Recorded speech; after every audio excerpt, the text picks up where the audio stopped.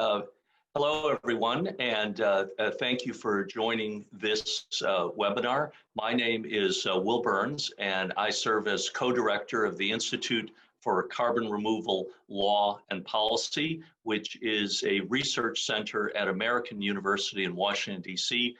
that focuses on social science aspects of this emerging suite of technologies and processes that we call carbon removal.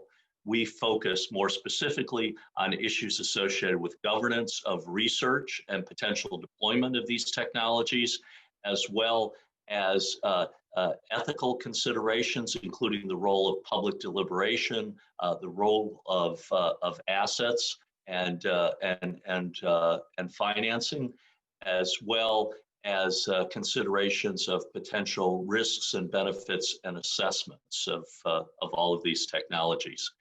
Today's webinar focuses on what we think is a critical issue, which are issues of equity and justice associated with potential deployment of carbon removal technologies and processes. In recent years, as we all know, there's been increasing focus in the scientific research community as well as the policy community on the potential role of carbon removal in climate policy. And as it's become increasingly obvious that we're not likely to meet the objectives of the Paris Agreement without some role of carbon removal, that focus has become more and more intense. However, most of what has happened in terms of research discussion in the last couple of years has focused more on technological aspects, potential effectiveness of these approaches, issues associated with incentivizing them and so forth, and less on ethical and justice considerations. And as we hope to demonstrate in this webinar today, many of those are extremely important and definitely deserve to be discussed in some detail. One of the concerns that many of us have is that we seek to avoid what has happened in the context of the use of fossil fuels and associated impacts in terms of climate change, with most of the negative impacts being visited on some of the world's most vulnerable peoples. The emphasis for our institute and others is to avoid that, to try to provide the use of these technologies in a way that is most beneficial for society as a whole, but also ensures protection of the world's most vulnerable in terms of some of the potential negative impacts that utilization of these technologies might have. And in discussing this, we have three excellent panelists to help us do that today, and I'd like to very briefly introduce them at the outset. The first is Ugbaad Kosar, who serves as a senior policy advisor for Carbon 180, which is a think tank that focuses on carbon removal technologies and processes.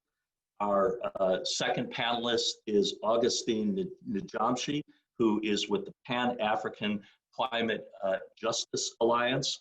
And our third speaker is Arunabha Ghosh, who is with the Council on Energy, Environment, and Water, which is a think tank based in India, but with a global presence.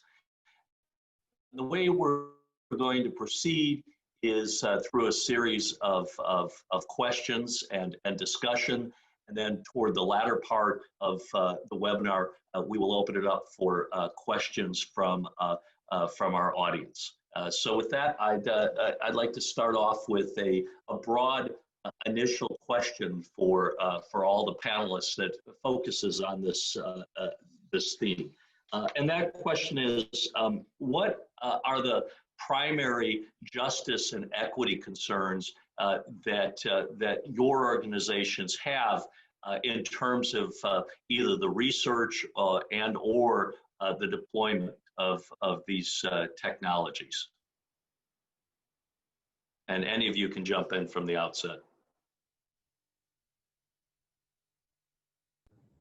Sure, I can kick us off, Will.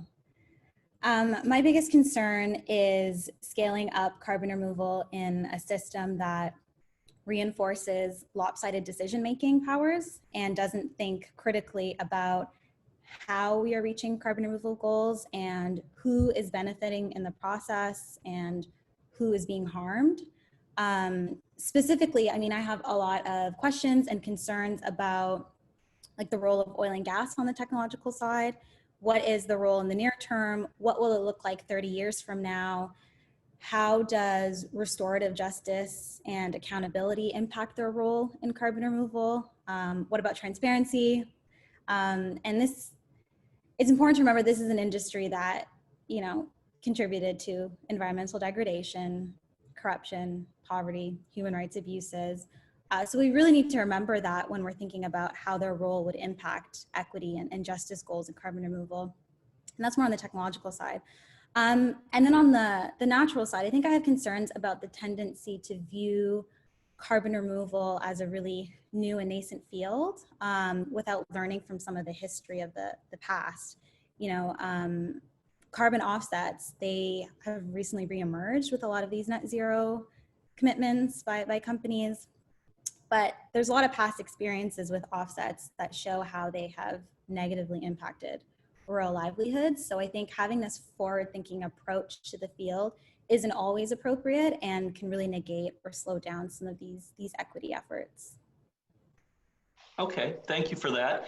One just quick follow-up question on that. I would presume then that your organization believes that the fossil fuel industry will have a large role to play in terms of deployment of these technologies in the future also? I think that's something that we're still trying to figure out. To be completely honest with you, it's on one hand, you think about the, you know, the knowledge, the money, the experience with a lot of these technologies to begin with, and also the role of, you know, they should be accountable, they should be putting money in towards addressing climate change. But what we're trying to figure out is, what does that role look like? And how can we ensure that carbon removal is also directly tied with emissions reduction, and that it's not continuing the life of fossil fuel? So I think it's something that we're still trying to figure out, to be completely honest with you. All right, thank you very much for that, Ugbaad. Okay. Augustine? Yeah, thank you so very much. I think this is a very important topic. If we went ahead with this technology on these concepts without thinking of this in a very transparent and open manner, we'll not be doing a lot of services to Mother Earth and to the people, especially from the global south. You know, I will be speaking uniquely from the African perspective. Africa being one of those continents that is suffering from the impacts of climate change, and that has done little to contribute to this crisis. On a general note, just like any new technology or any new concept, we look at it from a point of view of suspicion and skepticism, and which is true because we've been betrayed by many other schemes that have been brought in the environmental world. So looking at this uniquely, I think we are doing a lot of service to this climate discourse. One of the fears that you hear around in my continent and in my organization is the fact that the whole concept of CDR can act as a mitigation deterrent. What does this mean? It means many countries, especially developed countries, will put aside the urge or the urgency of mitigation action and say, okay, we have technologies to clean the mess. And we are not sure of this technology. We don't yet know the impacts in the long term, whether it will be successful or not. Maybe we could just be overrating the technology or the whole concept, and then we'll divert from taking concrete action nature-based actions that we could have done now, postponing in the false hope that we have technology to clean the mess.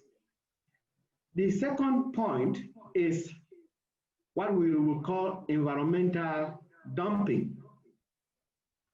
We live in a world where many developed countries, companies, throw their waste, whether it's nuclear waste, they bring it to the west coast of Africa or most of the countries of the South, and bribe corrupt politicians to give them land to dump it.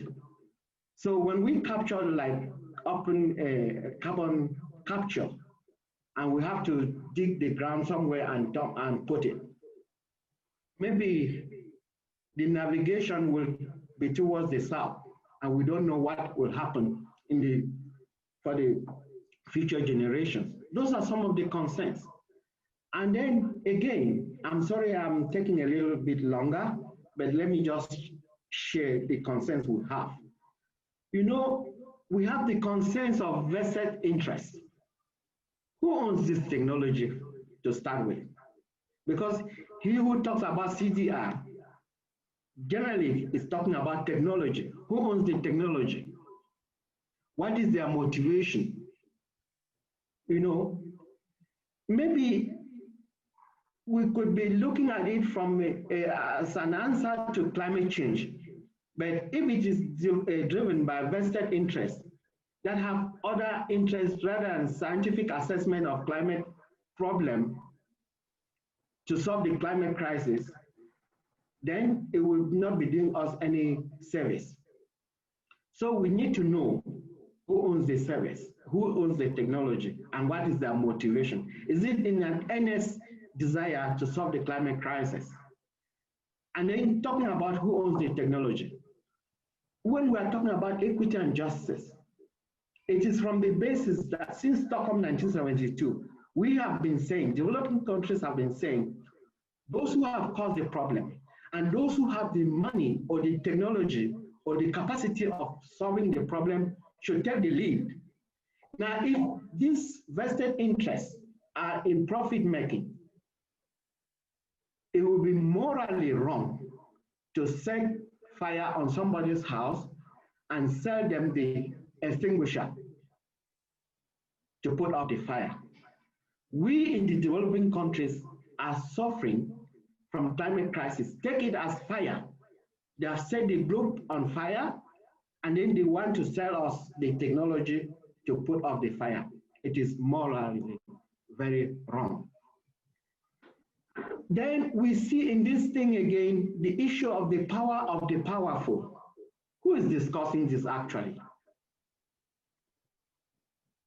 Maybe it's just those countries that don't want to take any action, that will want to put the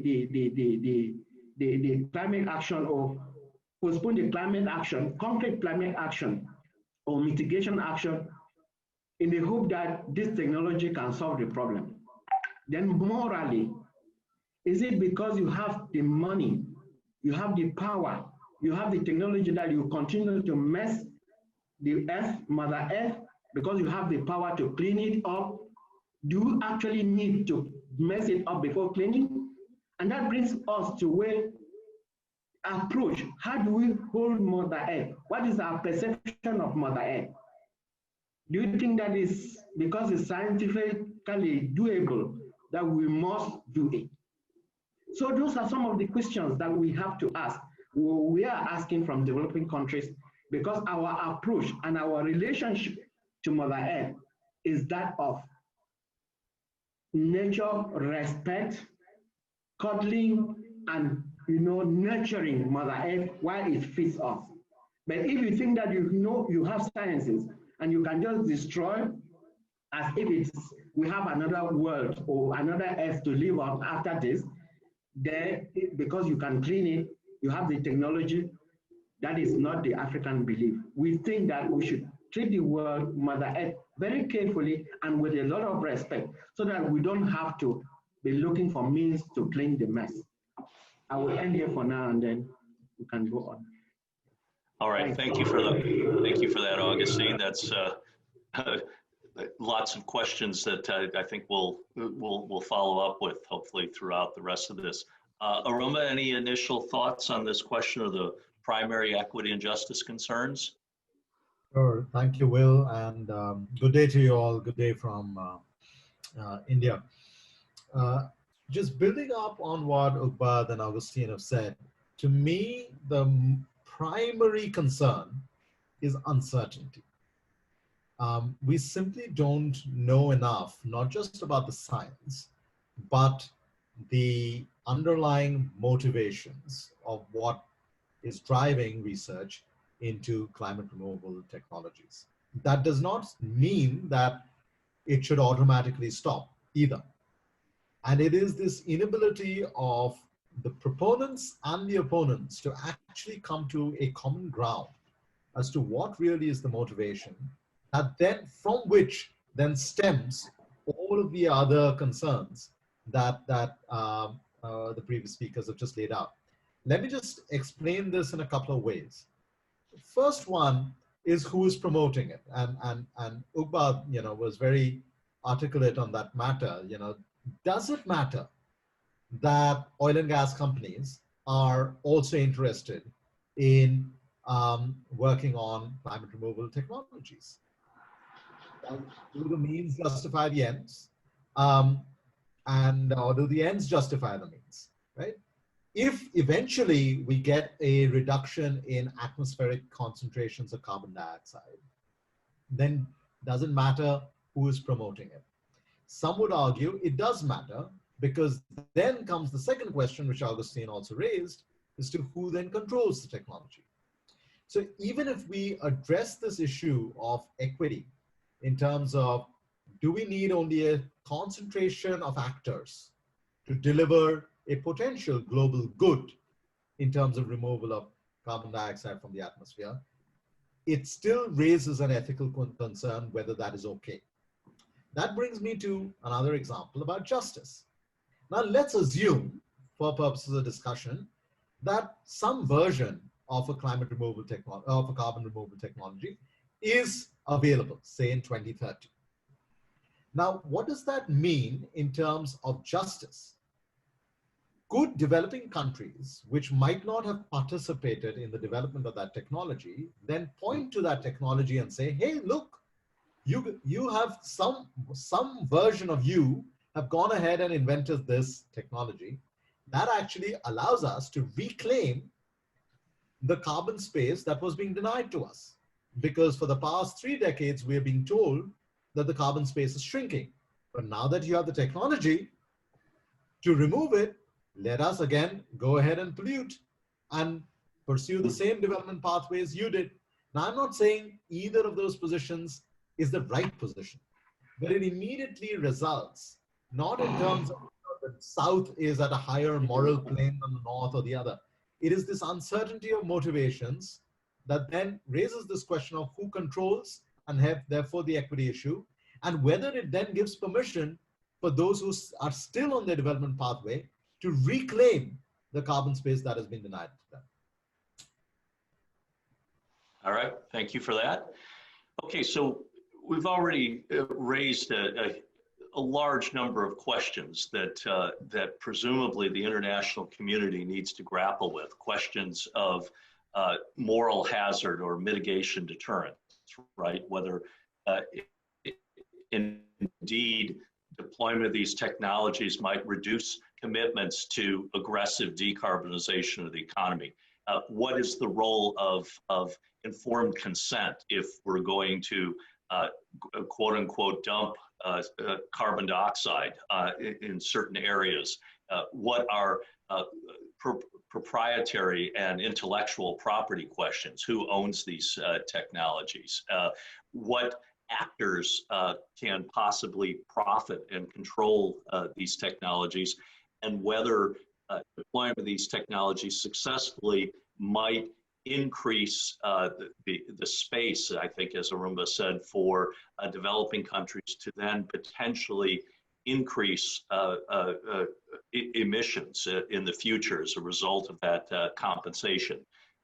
those all invoke one broad question that I'd like to encourage everybody to think about at this point, which is, given those momentous questions as we move forward, what should we be doing at both the national level and the international level to assess these equity and justice considerations and to make decisions as a world community as we move forward? What are some of the institutional mechanisms that you think are important in that decision-making process?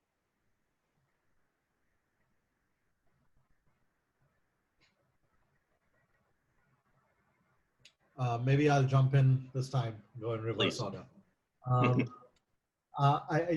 Will, you've raised a very important question from the point of view of governance, because I don't think it's an either or in terms of whether national governance or international governance will alone suffice.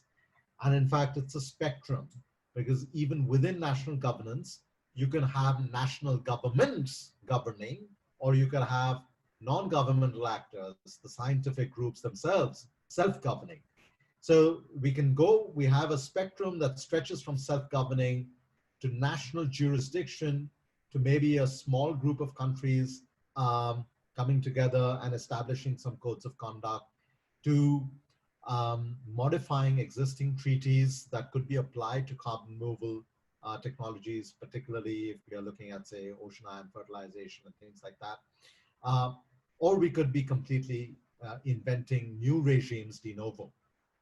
But regardless of where the governance sort of pendulum settles, the first thing that we have to identify is, who are we governing?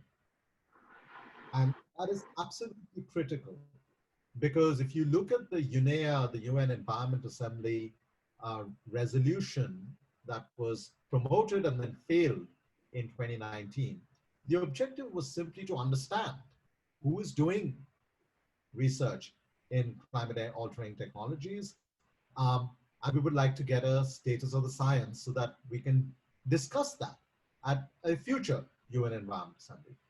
And that resolution, promoted by Switzerland and a few other countries, got voted out because other countries did not want their behavior or their freedom of science to be circumscribed.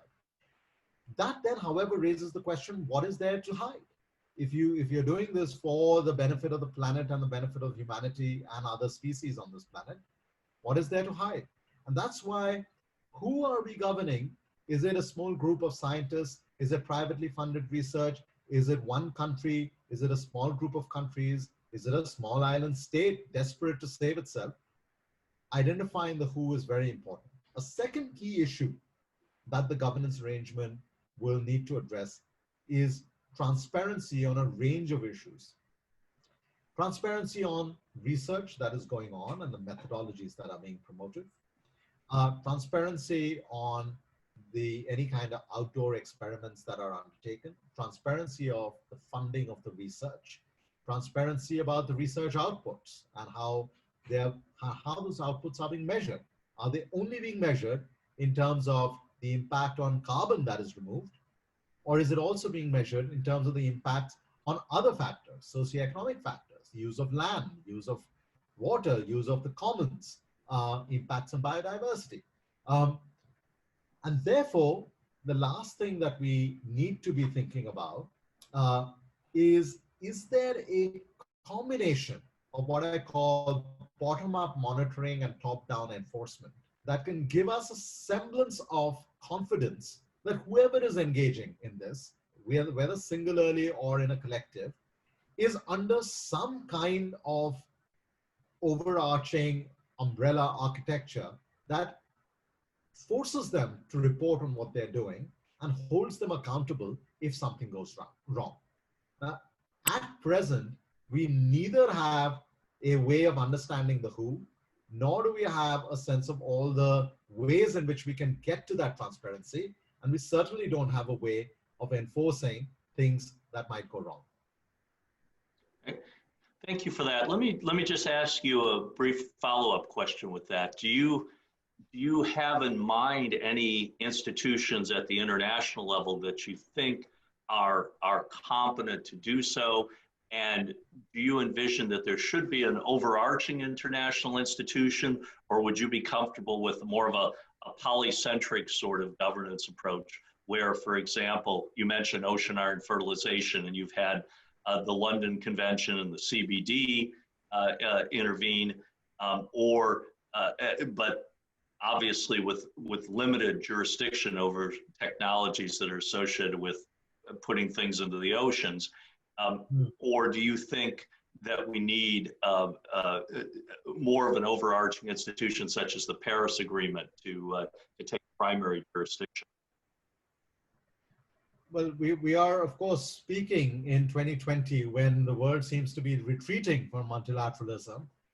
Therefore, it would be a little foolhardy to suggest that let's create a whole new regime to govern climate carbon removal technologies. That said, that does not mean we can't envision governance that, in your words, Will, is polycentric. And therefore, we have to start touching upon existing institutions that might have already had something to say.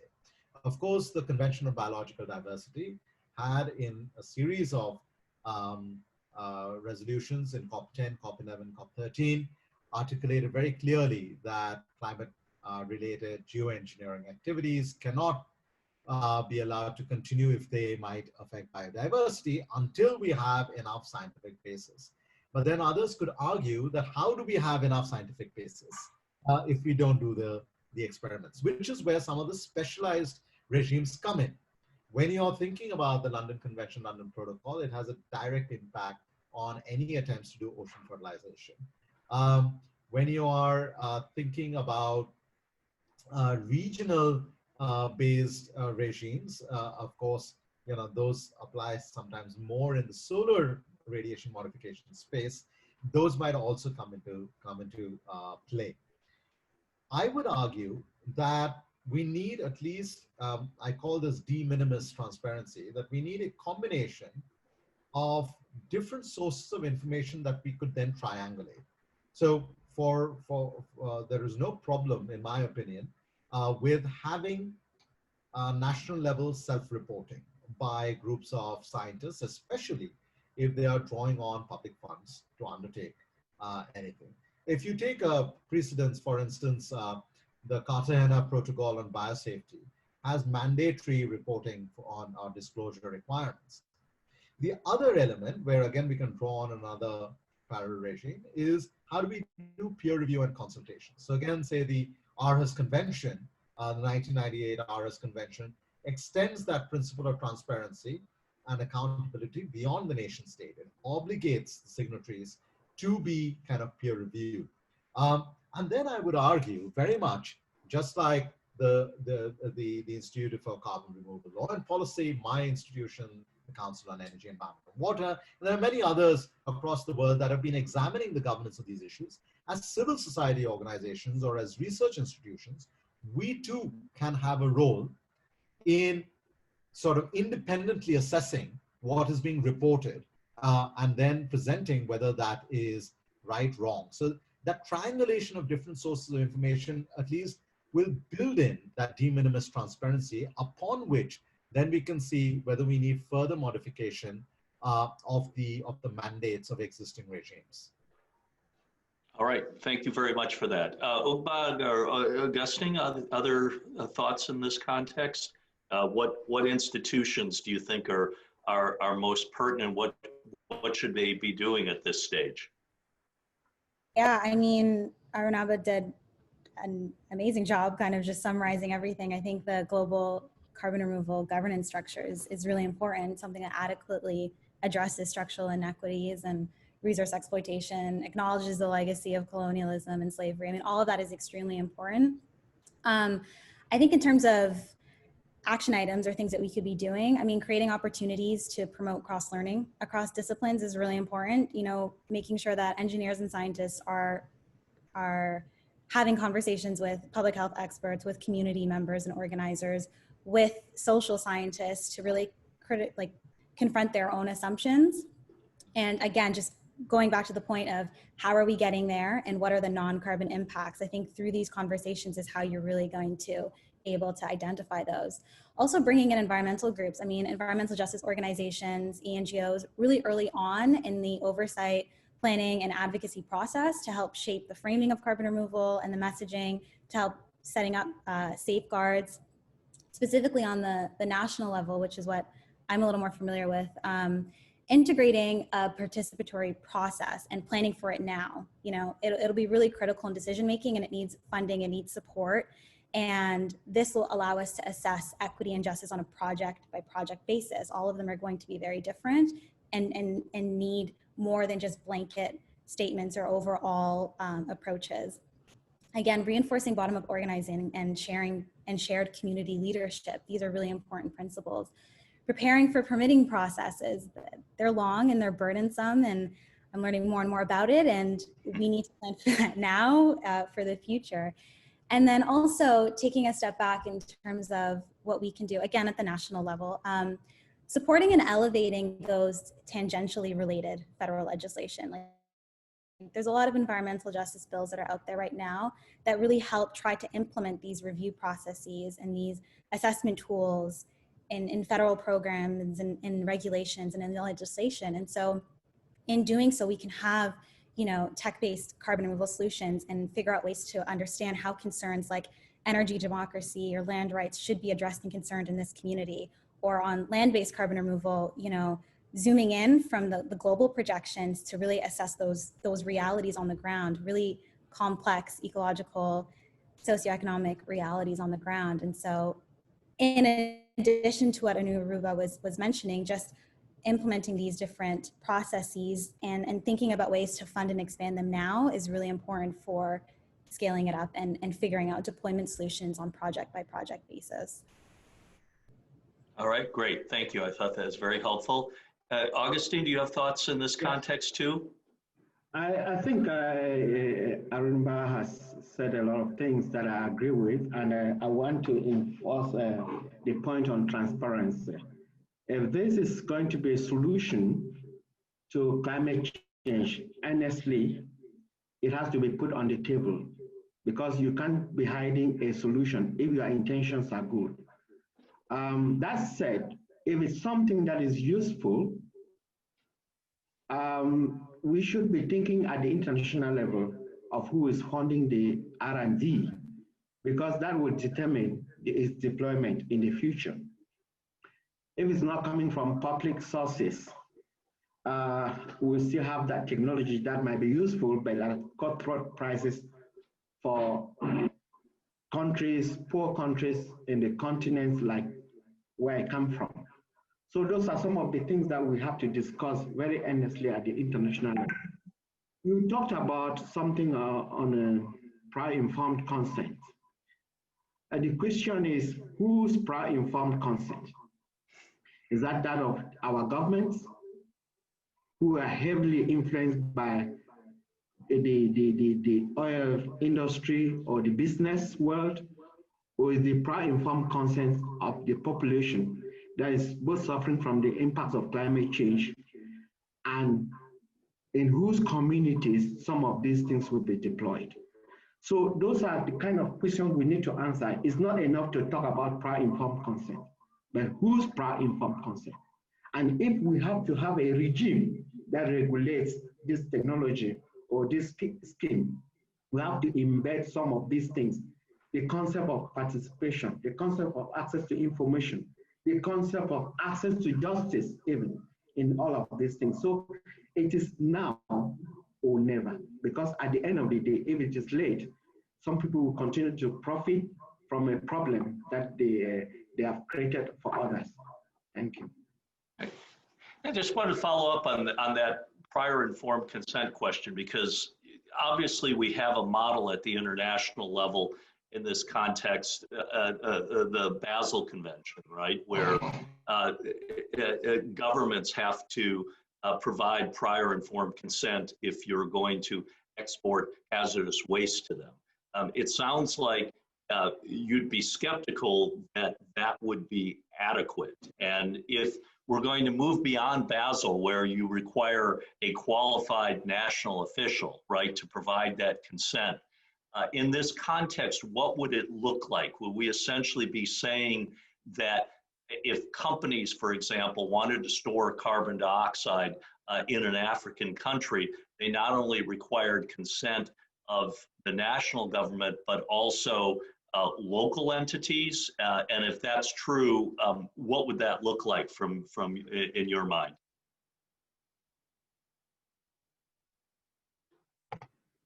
I think we have many schemes that are already happening on the continent and in this climate and environmental arena, where there are regulations or institutions in country that have been made to cater for public consultation and those kind of things. We have environmental impact assessment, the procedures for many countries and stuff like that. Maybe we could just be digging into those things and see what favors the participation of all the communities, especially the impacted communities or the concerned communities. So it is not something that will go far to fetch it, but it's something that is already happening in other spheres, and that we can just, adapt it to this technology. And that said, we know poverty is the enemy of development or the environment. When a country is poor and some company says, we are going to deploy this in your country and it will create this number of jobs, or we're going to provide this amount of money. Maybe because of that poverty and the pressure on resources on the mega budgets of the countries, they are prone to accepting it at a national level or the governmental level. But the impacts that may come along the way will not have been carefully studied before taking that decision. So we have a culture of governance, consultation, access to information, participation, effective participation in this case, that will be helpful. Otherwise, we may import some things or we may bring in some things that will do a lot of great disservice, not only to our environment, even to the future generations, and they may turn back to blame us for what we've done today. So this package should come with transparency, equity, consultation, public participation, access to justice, access to information. I think it's a whole package, an armada of tools that has to accompany this kind of technology. All right, thank you. I think both you and Arunabha have raised questions of roles of procedural regimes that I often think don't get discussed enough, such as Aarhus as a potential model, right? Mostly a European-based system, but there's also a South American equivalent now at this point, and elements of it on the African continent also, and how those might be engaged, I think, are really interesting questions and under-discussed questions in this context. So I'm glad that you raised that, as well as Ugbaad raising the role of environmental justice regimes, right? Which I also think are under-discussed in this context, and their specific considerations under-discussed. And so thank you for all of that. Okay. So I want to move to maybe one more question very briefly, and then we'll open it up for a discussion from the audience.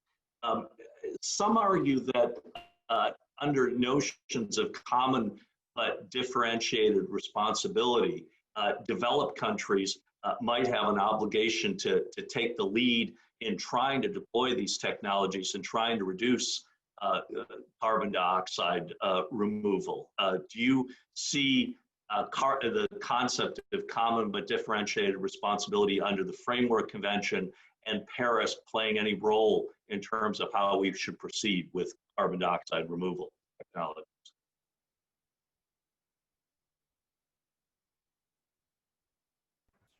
Okay, let me take a stab at that. Yeah. So since you mentioned Paris, Will, the nationally determined contributions that nearly all countries put forward, were a step change, but they were not nearly enough to align themselves with what the Paris Agreement says, or well below 2 degrees Celsius above pre-industrial levels in terms of warming.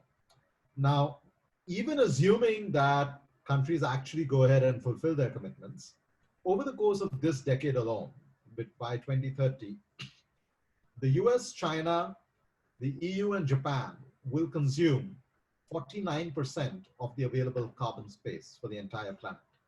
Right? Now that seems like, well, life is unfair. So why don't we just look at the agreement and focus on looking into the future? But let's look at other agreements. Just 3 years before the Paris Agreement, we had the Doha Amendment, which was for the second phase of the Kyoto Protocol, which, in case the listeners on this webinar don't know, we are just short of 10 days for that Doha Amendment to fail, because it's still short of 3 countries that have not yet ratified it, which means that we are now entrusting the planet and our future on the same countries that are not only not fulfilling their commitments in the past, but are gobbling up the carbon space that is there in the future over just the course of this decade. Now, even if I, remove all sense of, reality and realism and say, well, let's just take their word for it, that then brings us back to, is the investment in carbon removal technologies going to be treated as a global public good? Or is it going to be treated as a privatized commodity, right? If it is a global public good, I would even countenance a scenario where we can forgive all sins of the past and say, please go ahead and suck carbon out of the atmosphere. But if it is going to be a privatized commodity, then I think I don't have to say anything better than what Augustine said. You burned my house down and you're now selling me the fire extinguisher. So I neither have carbon space, nor have I got your fulfilled commitments in the past. And now you're going to charge me.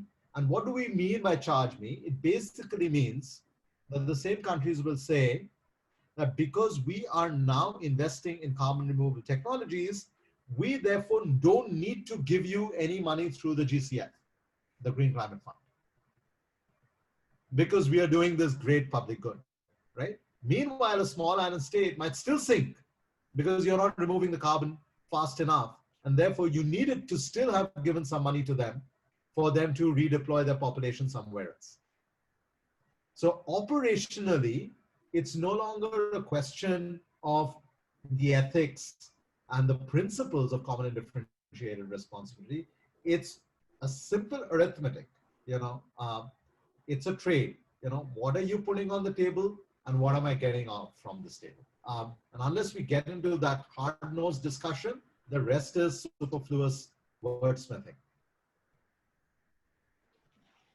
Great, thank you for that. I'm going to try to move to some of the questions at this point. This wasn't a question, but it was a comment, and maybe if any of you have any thoughts about this. One of the participants said that it's also important to add the role of humanities in this discussion, including ethicists, scholars of religion, for example, into the discussion. Would you agree?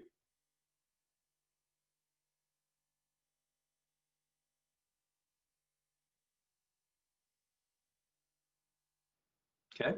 Sounds good. I think I completely 100% agree, and it just adds to what I was talking about, cross-learning. I think there is an opportunity I think there is an opportunity to learn, and I think it's important personally. It is very, very important. I said earlier on that we don't just have to talk about science just because it's doable.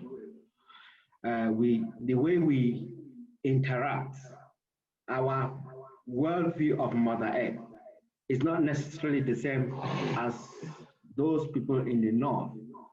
So you need to get our thinking and our approach to Mother Earth in order for us to be on the same wavelength.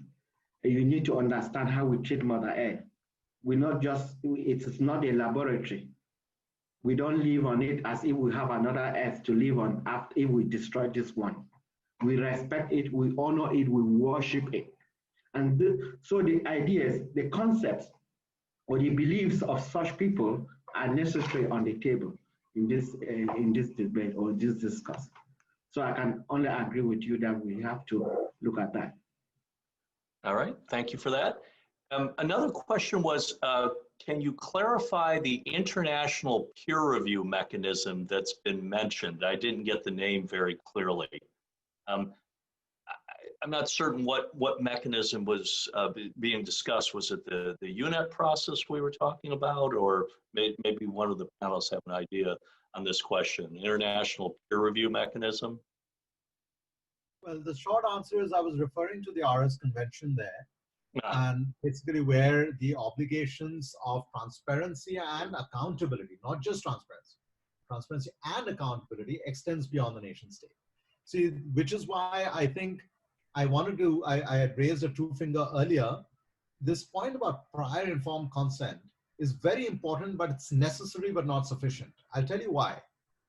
When an oil tanker is carrying oil, we know it's a useful commodity, but should it spill, it's a harmful agent, right? When ammonium nitrate is used as fertilizer, it's great. When it blows up Beirut, it's a terrible thing, right? So we know what is a hazardous material, right? And you can then have laws governing the storage or the transportation of hazardous materials, right? With carbon removal technology, especially when we go beyond the nature-based solutions, we actually don't know yet what could become hazardous, because we don't know what is the impact certain types of technology might or might not have, right?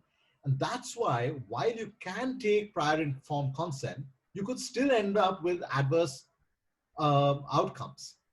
And then you can't say, well, you gave me consent and therefore I have no responsibility towards you should something go wrong. Which is why we need to extend this peer review beyond just transparency to include accountability and make sure at least that part is internationalized. Okay, so it sounds like you're also talking about a potential liability regime in this context, right? That would go beyond the procedural aspects of our hooks. If you think of nuclear power, for instance, different countries have different rules. In some countries, the manufacturer of the nuclear reactor holds liability for life. In other countries, the operator of the nuclear reactor holds liability. So I could buy a nuclear reactor from Canada and then deploy it in India, and then the rules would be very different than if the same thing were done by GE or Westinghouse in the United States. So I think we need to think through this, that does my responsibility and accountability end after I've deployed the solution, regardless of the consequences? And this requires a conversation. Right. Let me tease that out for a moment for you in terms of kind of the parameters of liability. One of the CDR technologies we talk a lot about, obviously, is bioenergy with carbon capture and storage. And some of the research indicates that if we deployed this at a large scale, maybe anywhere from about 3 gigatons of carbon sequestered per year to 10, one of the potential impacts would be to substantially raise food prices for basic commodities, because we divert lots of agricultural land to that. Could you envision liability associated with the raising of food prices, and what would that mechanism look like in terms of determining who was injured and how damages would be assessed and how compensation would be allocated?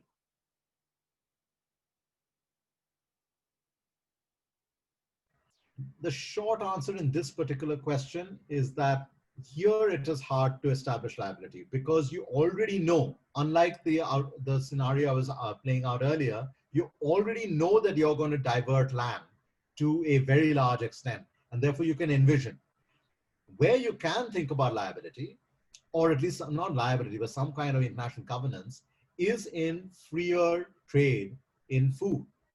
2008, everyone knows was a global financial crisis, but not everybody realizes was also a global food crisis. Mm-hmm. And thanks to a combination of man-made reasons and natural causes, but also restrictions on food exports, we had a severe spike in food prices in the Middle East. Now, who's responsible for that? The social disruption and the political disruption that results over the next 2, 3, 5 years is, of course, localized. But who's responsible? We don't have any governance mechanism right now for that. I think when we are talking about liability, and it's especially related to this kind of technologies that we are talking about here, from a very strict point of view, I think at any point you can have a causal link between an action and an impact. There should be some form of responsibility down the line. If we know that what we are deploying is going to deprive people from fertile lands, that automatically means food production will be reduced. So if you turn someday and say, well, there was lack of food on the market because of some other causes, I think this, for us to be serious, and the way we treat these issues, we have to maintain kind of strict liability in a way that even you are deploying some technology or you are developing some technology, you have to, deploy a whole sense of responsibility and caution, and be careful that what you want to do, you believe in it, not just having some profits for the meantime, and then you will deal with the issues at the end of the day. We have to be very, very responsive, and especially in Wales, especially when we know that there are other mitigation activities that we should be carrying, and people are just playing delaying tactics and then pushing the whole responsibility to some research that is not yet very well developed, and we don't know the consequences at the end of the day. So if people are serious about what they want to do, when we have an option of actually doing mitigation and also adaptation for developing countries, and we don't want to do it effectively, let there be some kind of strict liability or some kind of tight rules to regulate that sector, so that everybody that is in it is serious and they know that they want to do something that will be good for humanity.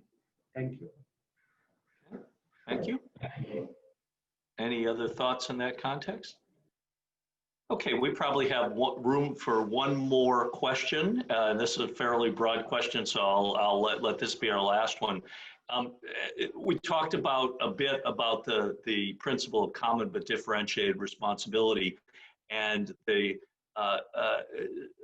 questioner asked, under common but differentiated responsibility framework, how can we change the trajectory from a market-based focus, hence commodification of carbon, and into a conception of global public goods as nations are retreating from multilateralism? Anybody have thoughts in that context?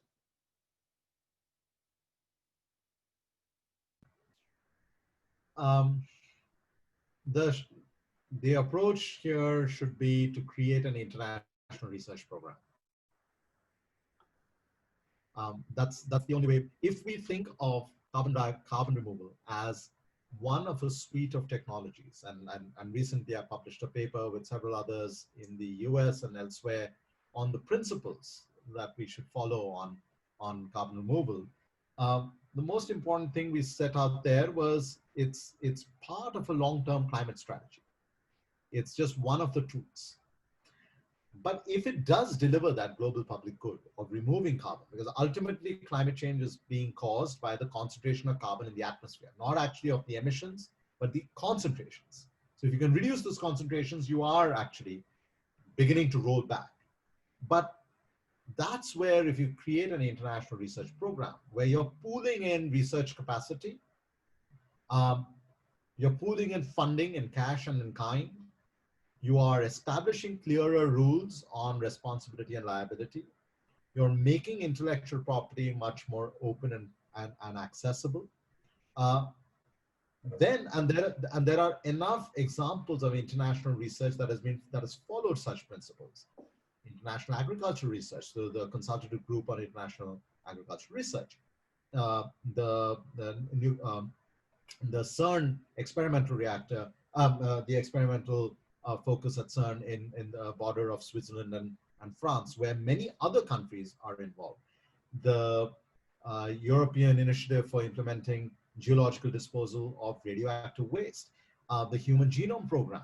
These are the number of examples where you can actually establish international research programs and bring countries together and build in that transparency and the trust. I see no other way in which these first principles questions could get answered, because as I said right at the outset, the biggest concern from an ethical point of view on equity and justice is that of uncertainty. All right. That seems as good a place as any to end this as we continue this discussion. I guess I'd ask the panelists if you have any other final thoughts before we wrap this up. One quick thing. Yeah, I think it's important to remember that when we're talking about equity and justice, it's not a nice to have, it's a must. You know, if you want your solutions to be sustainable or to be durable or to be long-term, then we need to ensure that when we're addressing carbon emissions, we're also working to improve, you know, public health outcomes and well-being of all communities while we're tackling environmental racism head on, and supporting those that are being impacted by climate change the most. So I think there obviously needs to be holding polluters accountable, designing inclusive RD&D platforms, creating robust regulations and safeguards, and most importantly, just bringing power back to those communities. And that calls for reconciliation with the past and meaningful anti-oppression work and a bottom-up approach. Great. Thank you very much for that. That's a good final thought in this context. So I'd like to thank everybody for this discussion. I mean, I think it's clear that many believe that large-scale deployment of carbon dioxide removal may be necessary. Others may believe that this should not be a foregone conclusion, given some of the expressions of concerns that we've heard today. And I think that's important grist for all of us that work in this space and think about what role, if any, carbon dioxide removal has, and in what ways we would deploy it in a way that comport with these principles of equity and justice that I think have been well outlined by all three of the speakers today. So first of all, I'd like to thank all three of the speakers again, Ugbaad, Augustine, and Arunabha for their helpful comments, as well as the questions from those that have joined us today. A reminder that this webinar will be available about a week from now on the Institute site. If you have others in your communities that you think might benefit from it, please feel free to pass the link on to them. We will obviously continue to develop webinars of this nature and on other topics, and we hope that you can join us in the future. So once again, thank you, everyone. Stay safe, and we look forward to seeing you in the future. And with that, we will conclude today's webinar. Goodbye now. Bye. Thank you. Bye.